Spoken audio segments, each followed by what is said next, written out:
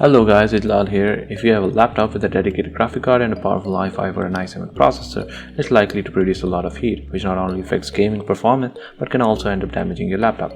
This is a quick tutorial on how to undervolt your laptop and keep the temperatures from going in the danger zone, as well as improve performance, even in games. Here's what you need to do. Download Throttle Stop. You can find the link in the description below. Now extract it anywhere on your desktop and run Throttle Stop. You might get a warning, and if you're comfortable with it, click OK.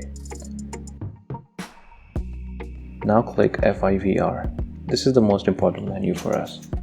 The first thing you need to do is click Save Voltages immediately in the bottom right. Now check the box that says Unlock Adjustable Voltage. Now bring the value for offset voltage down to -50 mV. You need to set this for CPU core, CPU cache, and Intel GPU, and then click Apply. If your laptop crashes and reboots, just run the program again and go for a higher value. If your laptop doesn't crash, you might want to bring the value further down.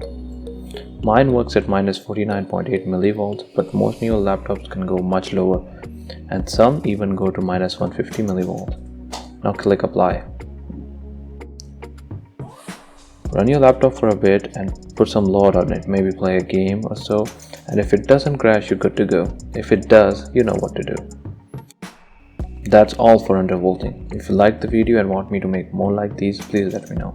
If you want to know how I went from 85 to 90 degrees in Rocket League to less than 75 degrees on average by using undervolting and a few other things, let me know as well.